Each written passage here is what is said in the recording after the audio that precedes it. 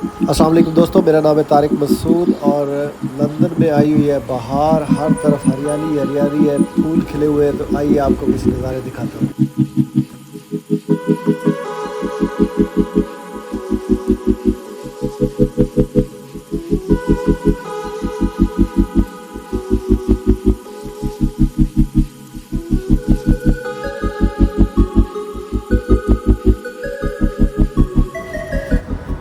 ये देखें, बच्चे कहीं भी डक्स देख लें भागना शुरू कर देते हैं।